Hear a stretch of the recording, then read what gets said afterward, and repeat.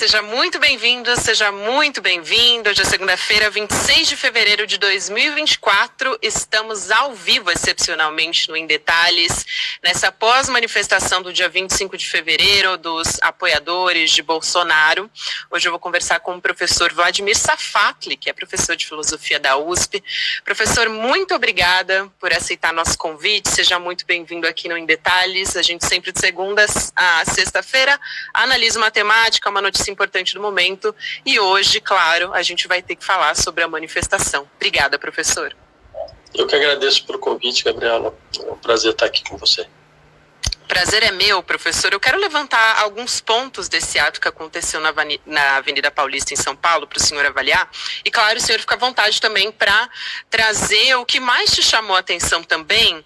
Não necessariamente isso apareceu pela primeira vez em manifestações e atos bolsonaristas, já era um modus operandi, mas algumas coisas me chamaram a atenção que apareceram de forma mais forte nesse domingo 25 de fevereiro. Primeiro, no discurso de Bolsonaro, exaltação da polícia militar, teve uma comoção popular muito grande nesse momento, gritos de apoio. Também um fundamentalismo religioso, principalmente ali na figura da Michelle Bolsonaro, esse é um outro ponto. E eu vou ressaltar aqui um trecho da fala dela. Abre aspas, por um bom tempo fomos negligentes a ponto de falarmos que não poderia misturar política com religião e o mal tomou espaço. Chegou o momento da libertação, fecha aspas, foi o que disse a Michelle Bolsonaro. E aí, por fim, para elencar aqui só alguns pontos, também a bandeira de Israel, inclusive levantada pelo próprio Jair Bolsonaro, ele beijou a bandeira, né? Estava no discurso também muito presente dos apoiadores dele, por exemplo, Magno Malta, Silas Malafaia, etc. Então eu trouxe aqui alguns pontos que me chamaram a atenção para ouvir sua análise a respeito disso e, claro, pode ficar à vontade para levantar o que mais chamou a atenção também, professor. Tá, então, Gabriela, acho importante você ter, o que você levantou mesmo. De fato, a manifestação de ontem demonstrou a força do bolsonarismo, da extrema-direita brasileira. A sua inserção popular não foi só uma manifestação de classe média, também tinha muitos estratos de classe média baixa. Eu insistiria que nós não devemos, em hipótese alguma, negligenciar essa força. Se nós quisermos realmente impedir que ela retorne, que ela tenha um projeto muito claro de retorno nas próximas eleições. Acho que os 3 pontos que você levantou, eles são bastante importantes serem lembrados mesmo. O primeiro deles, que eu citaria, é a questão religiosa.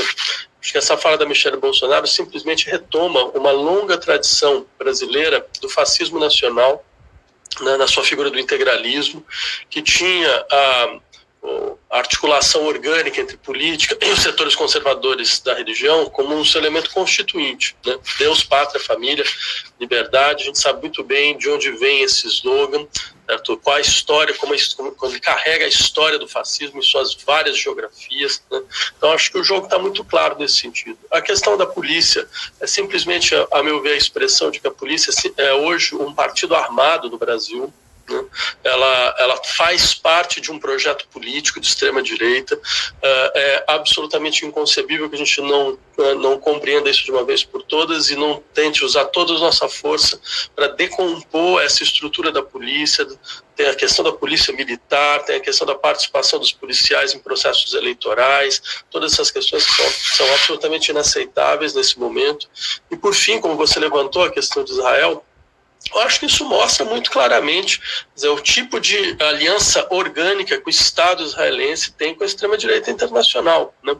E mostra muito, eu gostaria que todos aqueles, digamos, que se interessam pela sorte do Estado de Israel, efetivamente por terem família lá, são pessoas que fazem parte da nossa sociedade brasileira, que eles levem isso realmente em conta, que eles entendam realmente o que aconteceu dentro desse processo, e como esse modelo de desumanização, né, de violência, que é característico das ações do Estado de Israel contra a população palestina, funciona como uma espécie de matriz geral, certo? Para um tipo de desumanização e violência que setores mundiais da extrema-direita procuram impor em grupos vulneráveis. Então, acho que há uma questão a ser refletida com seriedade nesse ponto. Sem dúvida. Outra coisa que chamou a atenção também foi o que não estava presente, né? Por exemplo, os cartazes contra o Supremo Tribunal Federal. Professor, essa semana, inclusive, tem muitas pessoas aqui no chat, já que a gente hoje, excepcionalmente, está fazendo esse episódio ao vivo, está falando a respeito de uma entrevista para a Folha de São Paulo que o senhor concedeu, né? O título é o seguinte: a esquerda morreu e extrema-direita é a única força real no país. Tem a ver com seu livro, O Alfabeto das Colisões, e eu queria fazer um paralelo com o ato desse domingo 25, né, porque gerou um debate e o senhor até se pronunciou a respeito disso já nas redes sociais, dizendo que a esquerda já conheceu várias derrotas, mas nunca conheceu um esgotamento semelhante a esse. Ao mesmo tempo, é um momento que a esquerda elegeu talvez o maior símbolo dela no Brasil, que é o presidente Lula. Como é que o senhor avalia isso? Alguns especialistas avaliam que isso é um contrassenso, por justamente ser um momento, né? Tudo bem, a gente já tem há um ano o presidente Lula no poder, mas um momento que a gente elegeu o presidente Lula. Eu queria te ouvir a respeito disso. Tá. Não, obrigado pela questão, Gabriela. Eu acho que não há contradição nenhuma. De fato, só contextualizando, bem, foi uma entrevista que eu dei há uns 10 dias atrás, né? Então não sabia que ela saiu um dia antes das manifestações. De qualquer forma, é uma questão que eu já levo em ocasiões. E o mais sábio é que é uma questão completamente lateral no livro, né, que tinha outro tipo de abordagem. Mas, de toda forma, isso apareceu e eu já falei isso várias vezes, mesmo acredito, então resolvi aproveitar e tentar explicitar melhor as minhas posições nesse caso, né? Tanto que eu até lembrei bem essa afirmação, eu já fiz há 4 anos atrás, né? Então, fiz há 4 anos, porque no momento, 1 ano depois do governo Bolsonaro, por entender que esse processo seria meio irreversível, e acho que o tempo só mostrou isso de maneira cada vez mais explícita. Tem esse argumento que você levantou bem, que é bem, mas como assim, gente? O Lula ganhou uma eleição há 1 ano atrás. Veja as condições da vitória e veja o espaço de governo que nós temos atualmente. As condições da vitória, foi uma vitória à lupa. 49% da população brasileira votou em um projeto, que era um projeto genocida, que era um projeto, do ponto de vista econômico, foi catastrófico. No entanto, ele conseguiu 49%. E mais, nós conseguimos 51%, a condição de, eu diria, amordaçar quase todo o discurso de esquerda possível e de transformação estrutural possível, certo? Dentro da política nacional, né? Eu insistiria muito nesse aspecto, ou seja, e acho que há uma questão muito séria aqui, que eu tentaria resumir de 2 formas. A primeira é a seguinte: a política mundial ela foi para os extremos, já há anos, já há mais de uma década, isso é evidente, o movimento é claro, certo? Então, ou seja, os extremos começam a consolidar todo o processo do embate eleitoral e político. Só que tem um problema, que é o único extremo organizado é a extrema-direita. Isso não é só no Brasil, é em escala mundial hoje, certo? Então isso mostra o que acontece quando a gente tem alguma coisa dessa natureza. Os extremos puxam do centro. Não? A gente está vendo, quando não existe mais direita no Brasil, não tem mais centro-direita no Brasil. Isso foi tudo puxado para a extrema-direita. O que você faz numa situação como essa? Você tenta reconstituir algum tipo de governabilidade razoável, centro-democrático, qualquer coisa desses delírios sociopolíticos? Não, porque não existe mais. Você precisa reconstituir um outro polo de extremo. É isso, até para que você consiga rebalançar o processo, né? Só que isso não foi feito. O que significa constituir um polo de extremo no caso da esquerda? Veja, eu poderia até, esse é o segundo ponto que eu traria, eu poderia até dar um exemplo que o próprio Lula deu, né? Eu estava falando da questão de Israel. Bem, a maneira com que ele assumiu a causa palestina, com coragem, com uma enorme coragem, teve grandeza nesse ponto, sabendo de todas as reações, mostra uma coisa muito interessante. A gente teve reações em cadeia. Imprensa, sistema de imprensa nacional, setores, pensamento conservador nacional, certo? Tentaram colocar o governo contra a parede. O que aconteceu nesse momento? O grupo que normalmente apoiaria as pautas de esquerda se fortalece e vai para frente também. E compra o embate. Entendeu? Então você consegue mobilizar o seu polo. No momento, a gente viu isso agora. Ontem foi uma prova disso. Qual que é a grande característica do Bolsonaro? O Bolsonaro não trai os seus eleitores. O que ele promete, ele vai até o fim. Então ele não tem recuo. Agora, a gente tem recuo a todo momento. A esquerda virou uma forma de traição, de uma certa maneira. Eu acho que é terrível dizer isso. Gostaria de estar dizendo outra coisa. Mas o fato é que, assim, ou a gente encara o problema efetivo, ou a gente vai ter um problema muito maior logo em breve. Imagina o que vai acontecer com esse país se o Trump ganhar a eleição. Imagina, você teve 300 mil pessoas na Paulista. Né? Imagina o que acontece se o Trump ganha. E com todo o sistema orgânico da extrema-direita brasileira com a extrema-direita norte-americana, o que o Brasil vai virar? Numa condição como essas, o que é necessário fazer? Eu insistiria num ponto. É necessário você se preparar para uma luta profunda, para um embate que vai durar muito tempo e vai ser violento. Ele não vai ser um embate simples. Certo? E violento em todos os sentidos. Então, eu acho assim, se você não tem o seu polo mobilizado significa, não é você usar o medo e o desespero em relação ao inimigo para tentar mobilizar o seu campo. É você mostrar muito claramente uma clarificação ideológica, uma capacidade efetiva de sustentar propostas de transformação estrutural da sociedade, certo? A despeito dos conflitos. Porque uma boa parte, sabe o que vai acontecer agora? Bem, o Bolsonaro está demonstrando força. Você pode ter certeza, uma boa parte das pessoas do grupo de direita que apoia o governo Lula, ele vai ou começa a chantagear de maneira cada vez mais insuportável, ou ele vai paulatinamente vendo que tem demonstração de força do outro lado, apoiando o outro lado. Como sempre fez. Ou seja, eles botaram a gente uma chantagem. É só isso. E a gente não pode comprar uma chantagem como essa. É isso que eu tentei falar. Né? Uhum. Bem, acho que nem todo mundo quis entender. Tem muita gente, inclusive, aqui concordando contigo, professor. Até tem um comentário aqui. A esquerda está muito institucional, diz aqui o anarco-individualismo, esse perfil. O povo não quer saber das instituições, sim de não passar fome, não ser despejado, enfim, trazendo aqui coisas práticas, né? A gente pode falar também da perspectiva da segurança pública, várias discussões podem entrar aqui. Mas, ouvindo a sua análise, professor, queria perguntar primeiro se o senhor enxergaria um caminho, então, para a esquerda, e, por outro lado, o senhor falou em demonstração de força, né, da extrema-direita. Eu pergunto, é uma demonstração de força da extrema-direita ou seria uma espécie de ato desesperado? Também vi alguns especialistas avaliando assim. Vou dar um exemplo. Por exemplo, o filho do presidente Jair Bolsonaro, Flávio Bolsonaro, pediu pela anistia de Jair Bolsonaro. Ele gravou uma entrevista com o Estadão em vídeo, dizendo que o único caminho de pacificação seria uma anistia. Então, queria ouvir o senhor nesse sentido. Então, Gabriela, primeiro, essa teoria do ato desesperado é uma teoria que a gente ouve há pelo menos 5 anos. A cada manifestação que o Bolsonaro faz, sempre tem alguém que fala, não, isso é, na verdade, uma prova de fraqueza, não uma prova de força. Eu acho assim, basta pensar no que é o processo histórico do Brasil nos últimos 5 anos. Eu não vejo muito por onde sustentar uma coisa dessa natureza.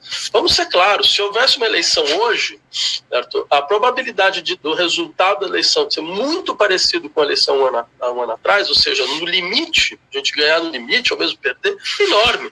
Porque não houve desmobilização do campo da extrema-direita, não tem nenhum indício nesse sentido, não tem nenhum número que corrobora isso, a não ser o nosso desejo. Então não dá para você tomar o seu desejo por realidade, mas a realidade está sendo muito implacável conosco. É importante encarar a realidade de frente. Esse é um dado que me parece absolutamente central nesse momento.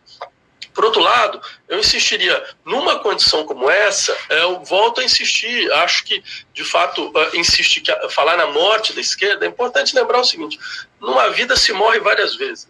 A morte não é uma coisa que acontece só uma vez, não. As pessoas que acham que a morte só existe a morte física final, infelizmente, elas precisariam repensar um pouco o seu conceito. A experiência que a gente tem da vida são mortes simbólicas a todo momento, ou seja, necessidade de reconfiguração profunda, de reestruturação profunda, de você fazer cortes, estabelecer lutos muito claros, entender que tem um caminho que você não vai para lugar nenhum, absolutamente para lugar nenhum. É um caminho, nesse nosso caso, é um caminho completamente reativo, em todos os aspectos. E ainda mais do que isso, aí, se me permitir, quer dizer, a ideia que eu tinha quando eu quis lançar o livro que eu estou lançando agora era insistir. Existe uma perda de uma de uma gramática, inclusive uma gramática de luta, uma gramática de forma de vida em relação à nossa experiência de emancipação. Eu posso dar milhões de exemplos. Um exemplo que eu trouxe no caso era, veja, a gente faz uma crítica à ideia de empreendedorismo como um elemento constituinte, diria. Porque esse elemento é importante, ele é constituinte do tipo de adesão das classes baixas e médias baixas da extrema-direita. Né?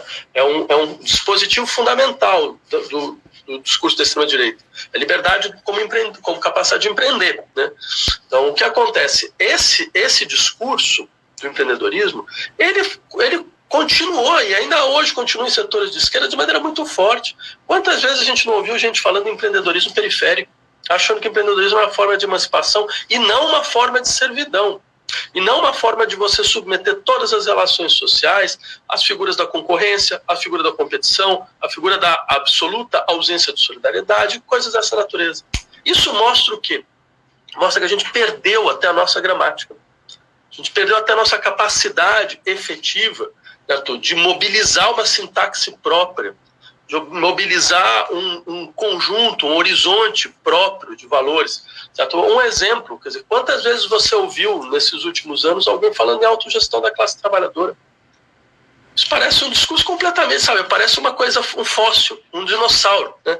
que apareceu lá na pré-história e volta de vez em quando. Mas um dinossauro... Veja, se você admite que igualdade é um valor fundamental, não existe igualdade enquanto você tem hierarquia no campo do trabalho. Não existe. Simplesmente. Enquanto você tem 8, 10 horas por dia da tua vida, você está submetido a hierarquias as mais profundas que tiram a tua capacidade de decisão, tiram a tua capacidade de deliberação, que igualdade é essa? Entendeu? Então, ou seja, há uma reflexão a ser feita aí, e acho que ela é muito mais profunda do que a gente gostaria de aceitar. Professor, eu tenho visto também, e acho importante trazer aqui para sua análise, alguns especialistas dizendo que o discurso de Lula contra o genocídio em Gaza inflamou, né, levou mais pessoas às ruas no ato desse domingo. E eu tendo que acreditar também que mesmo sem a declaração do presidente Lula, o bolsonarismo se apoiaria em alguma outra motivação, né?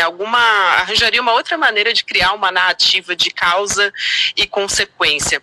O que o senhor acha disso? O senhor acha que, principalmente levando em consideração que é um assunto internacional, que normalmente não mobiliza tanto as ruas, né? Eu acho míope como análise. Eu acho que é da mesma estirpe de análises, como, por exemplo, com certeza você vai lembrar, há 4, 5 anos atrás, quando grupos feministas organizaram uma enorme manifestação contra o Bolsonaro em pleno processo eleitoral, aquele que tinha como slogan "ele não", né? E logo em seguida o Bolsonaro sobe. E aí você tem vários analistas falando, bem, esse foi o resultado das mobilizações, né? Foi uma reação, é sempre essa lógica. Então, ou seja, não tente fazer nada, porque sempre você vai fortalecer as reações. Né? Eu acho que isso é um suicídio político, pura e simplesmente. Primeiro, eu não acredito em hipótese alguma que alguém foi ou deixou de ir na manifestação por causa da questão palestino-israelense. Né? Uhum. Segundo, eu acho assim, a questão está para além de um problema de embate político eleitoral. Ela é uma questão de moralidade internacional. É inaceitável que está sendo o tipo de desumanização que está ocorrendo naquele território, o tipo de destruição que está ocorrendo naquele território. Há uma questão profunda, acho, da nossa época, de conseguir ser indiferente à sorte e o destino de populações inteiras, certo? Como se a gente pudesse continuar fazendo a mesma coisa, a gente pode continuar indo às festas, falando do mesmo jeito, fingindo que a gente tem realmente sensibilidade e preocupação, quando você tem um processo maquínico, industrial, militar, né? De desaparecimento de memória, desaparecimento de espaço, de território, desaparecimento de corpos, certo? E você acha que isso tem que entrar no cálculo da política cotidiana. Eu acho isso imoral, absolutamente imoral. Por outro lado, eu insistiria no seguinte sentido. Estas questões, elas se tornaram questões centrais, a gente vai ter que saber lidar com elas. Porque o problema israelense não é um problema do que está acontecendo num território totalmente distante do nosso. É um problema que vincula, a gente viu como isso está sendo feito, vincula questões teológico-políticas muito fortes. né? Você tem um horizonte teológico-político, um embate teológico-político. É isso, esse é um elemento, inclusive, que é o fundamento do problema, né? Eu já tentei falar isso algumas vezes. O problema fundamental é que o Estado de Israel não pode fazer nada. Porque se ele, por acaso, assumir os acordos de Oslo, ele vai ter que lutar contra um núcleo teológico que lhe é próprio, que é próprio da sua sociedade. São 500 mil colonos na Cisjordânia, que acham que estão fazendo, de fato, uma conquista da Terra Prometida, né? E aí, o que você faz com isso? Você gerencia uma guerra civil? Por muito menos, o Rabin foi assassinado por um colono judeu, né? Então, acho assim, há uma questão, e esse elemento está em todos os lados. O Hamas tem essas características também, da sua maneira. Então, acho assim, isso está presente, o núcleo teológico-político voltou como elemento fundamental, certo? Dos tempos modernos em uma era de crise profunda. A era de crise profunda, ele volta, né? E é importante saber lidar com isso de uma forma ou de outra. A gente tinha uma resposta, se vocês me permitirem. Tinha uma resposta que era o processo de transformação revolucionária de esquerda mobilizava isso. Sim, é verdade, mobilizava. Quem analisou isso muito bem foi um teórico italiano chamado Mario Tronti, né? Falava, a gente conseguia paralisar uma teologia política com outra. A gente não tem mais isso. Aí fica muito mais complicado mesmo. Professor, eu também quero trazer uma estimativa da USP, o Monitor do Debate Político no Meio Digital, que acompanhou com fotos aéreas e contou o público também com auxílio de software nesse dia 25 de fevereiro. No pico da manifestação, às 3 horas da tarde, a gente teve uma estimativa de 185 mil pessoas, o que é muita gente. O senhor acredita, eu pergunto, que isso interfere de alguma maneira em alguma mudança em relação ao acerto de contas de Bolsonaro com a justiça, e não só Bolsonaro, mas também os apoiadores, né, que participaram do golpe do 8 de janeiro, de alguma maneira, emparedam as instituições ou não? Não, isso tem força. Isso tem força. Não é correto negligenciar a força de grandes massas nas ruas. Tudo bem, a polícia brasileira, a polícia paulista, ela tem um delírio que lhe é próprio. Quando ela vê pessoas com camisa da seleção na rua, ela começa a multiplicar, tem um delírio de multiplicação. Então, ela tem uma pessoa, ela vê 15, né? Então, é claro, então apareceu com 700 mil pessoas, era óbvio que não tinha nada parecido, mas 200 mil é um número enorme, absolutamente enorme. Consolida a liderança do Bolsonaro na extrema-direita em um momento que ele estava enfraquecido, né?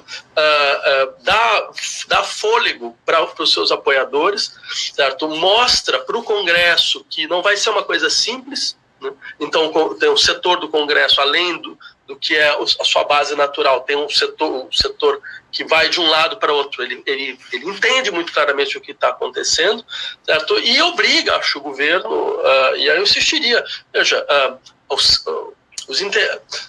as intenções de golpe eram claríssimas, né?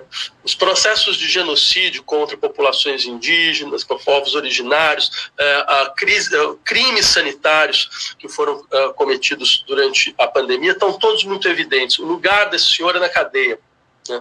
Esse senhor é na cadeia pelos crimes que ele cometeu enquanto ele era presidente da República, né? Eu lembraria, hoje, acho que é dia 26 de fevereiro, se eu não me engano, é a data onde você tem o primeiro caso de Covid no Brasil, há 4 anos. Né? Então não é possível que diante de uma negligência absoluta que redundou em 700 mil mortes anunciadas, né?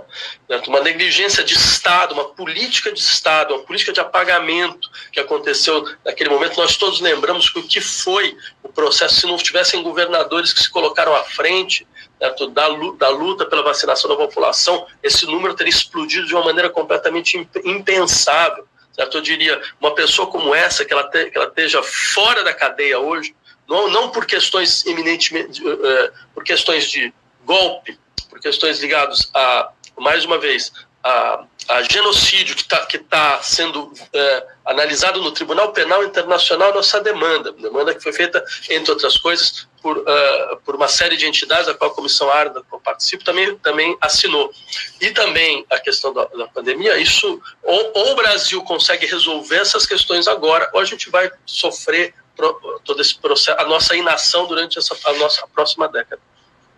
Professor, eu queria aproveitar também para trazer uma análise do professor João César de Castro Rocha. Ele recorreu a Freud, o ensaio Futuro de uma Ilusão, para entender como é que funciona a lógica do bolsonarismo e como isso se aplica na manifestação do dia 25. E são duas análises que trazem contrapontos, mas que são extremamente inteligentes. Então, eu queria te ouvir sobre isso, porque ele diferencia, né, Freud, o erro de uma ilusão, e para compreender o psiquismo humano, o que interessa, o professor Castro Rocha traz, é a ilusão como uma projeção de um desejo. Então, aqui é o ponto.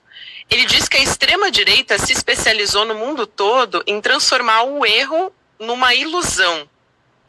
E uma vez que essa ilusão se torna coletiva, e aqui a gente pode aplicar o bolsonarismo, ela vira realidade política, objetiva. Eu queria ouvir o senhor sobre isso, porque como ela se traduz, por exemplo, no caso dessa manifestação do dia 25, de qual seria o nosso papel, talvez, e não permitir que esse erro se torne, né, nessa ilusão coletiva, porque, no sentido prático, o Bolsonaro continua inelegível e os processos continuam correndo. Mas, como o senhor disse, não dá para desprezar a força política da manifestação das ruas. Então, queria ouvir sua análise sobre isso. O que eu acho que nos obriga também a ter forças similares nas ruas. Acho que essa é uma questão. E, mais uma vez, como a esquerda não funciona mais no Brasil, né? Então a nossa capacidade de conseguir não só mobilizar, mas de sustentar processos, de fazer articulação, mobilização, movimento social, partido, instituição, sindicato, isso entrou em colapso. Tem uma pergunta no chat sobre isso, professor, só para não perder aqui. Uma pessoa pergunta se a esquerda está fraca no sentido de mobilização e atos ou no todo, incluindo articulação e governança. E é isso que o senhor está falando agora, né? Não, quando eu disse a esquerda morreu, eu queria indicar o seguinte: não é que não existem lutas, não é que as pessoas não estão envolvidas em lutas as mais profundas, certo? Em várias frentes, não é que existe descontentamento, não é nada disso. A questão é outra, a questão é que esse processo ele não consegue mais se encarnar em uma dinâmica de transformação global da sociedade, porque você não tem uma articulação organizacional nesse sentido que sustente isso. Você não tem essa sustentação. Então, o que acontece? As lutas, por mais fortes, heróicas, bravas, impressionantes sejam, elas tendem a se dispersar. Ou elas tendem a ser integradas dentro de uma pauta mínima. Uma pauta mínima, na qual, quando você integra essas lutas, você ainda é obrigado a aceitar o fato de que o horizonte de ação, o horizonte de transformação, é o horizonte de ação transformação da sociedade presente, em ponto final. Você não tem força de projeção de futuro, mais, no sentido forte do termo, né? O máximo que você tem é utilizar o desejo de integração das pessoas, que é um desejo problemático. Por quê? Porque você não vai conseguir integrar todo mundo, entendeu? Não com esse modelo de produção, não com esse modelo político. E isso são coisas elementares da esquerda. A esquerda é baseada em dois procedimentos fundamentais: igualdade radical e soberania popular. Onde não tem isso, não tem mais esquerda. O que a gente tem hoje é outra coisa, é uma constelação de progressismos, que tem suas lutas, tem sua importância, mas lhe falta um elemento constituinte. A gente está vendo aqui dentro do nosso horizonte. Eu queria insistir nesse ponto, porque é uma maneira de responder da minha pergunta que você levantou. Eu não tenho leituras como essas que você apresentou. Eu não diria que a força desse processo de mobilização é a ilusão, certo? Que a força, ou seja, ou ressentimento, ou figuras psicológicas. No fundo, você percebe, é uma psicologicização das dinâmicas políticas. Eu não acho que isso tenha sentido agora, por uma série de razões. A principal delas é que eu acho que existem questões muito concretas que levam populações, setores pobres das populações, a apoiar a extrema-direita. O problema desse tipo de leituras dessa natureza é mais ou menos o seguinte: ela funciona para um setor da população, em grande medida. O setor das classes médias, que têm organicamente posições de extrema-direita há décadas, né? Você vai ver, você descobre que o pai do sujeito foi integralista, o outro avô fazia parte do movimento integralista. Mas o fato é que a nossa pergunta é como que populações pobres apoiam este projeto. Esta é a questão. certo? E eu insistiria um pouco no aspecto que, a meu ver, é fundamental. O apoio deles vem do fato de que não há respostas adequadas da parte da esquerda aos problemas concretos dessas pessoas. Por isso que eu insisto, ao invés de ficar olhando para o que eles não, por que eles falam o que eles falam, é importante a gente pensar o que nós temos para oferecer. Voltando àquela questão do empreendedorismo que eu havia levantado, veja, o discurso da extrema-direita é coerente. Ele fala mais ou menos o seguinte: olha, agora é uma guerra de todo mundo contra todo mundo, entendeu? Não tem mais macroestrutura de proteção, não tem mais ficar esperando algum tipo de previdência do Estado, não tem nada nesse sentido. Agora é você com você. Se você trabalhar duro, você vai conseguir, entendeu? Mas não pode ter ninguém na tua frente, não pode ter ninguém te atrapalhando, não pode ter nenhuma obrigação que, na verdade, é preservar certos privilégios de certos grupos, né? O discurso tem uma série de problemas, mas ele é coerente. Ele fica em pé, de uma certa forma. Certo? Enquanto, qual é o nosso discurso? A gente quer criar uma sociedade de solidariedade. Onde é que está? Quais são as ações nesse sentido? As ações concretas nesse sentido. Tem uma, outra, 3, 4 coisas. Mas veja, isso... Você propõe uma grande transformação estrutural no modo de funcionamento das relações sociais, através de grandes estruturas de macroproteção social, onde elas estão. Onde é que a gente está defendendo? Então, você percebe? Eu insisto nesse aspecto. Mais do que psicologizar posições e escolhas políticas, é importante entender as dimensões de sofrimento real que essas pessoas estão passando.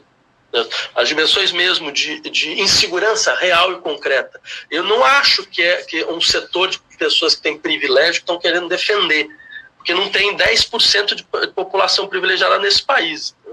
O que acontece é outra coisa. O que acontece é que você tem um aumento da vulnerabilidade social, um aumento da precariedade social. E as nossas respostas, elas não dão conta dessa crise. Professor, eu tenho mais uma pergunta, eu queria juntar aqui com uma pergunta que está aparecendo muito da nossa audiência.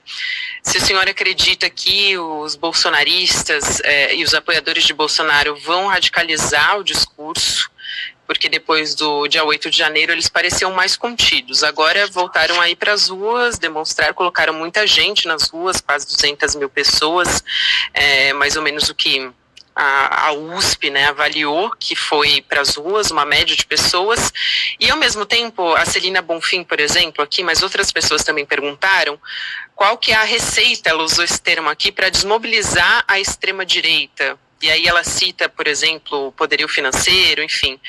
Como é que o senhor acredita, qual que o senhor acredita que seria o caminho? Então, eu trago aqui essas duas perguntas, só vou pedir para o senhor ser mais conciso, porque, na verdade, a gente já estourou o tempo, mas a análise está sendo super importante, então queria trazer mais esse questionamento para o senhor.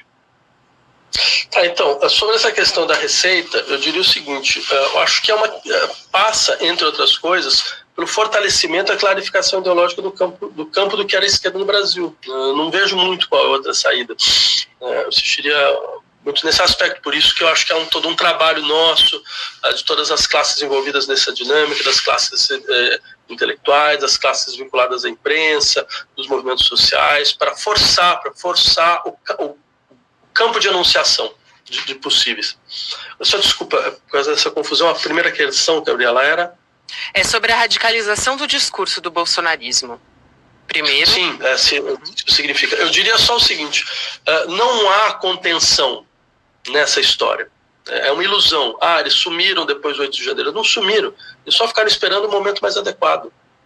É importante entender isso. Não haverá distensão na sociedade brasileira.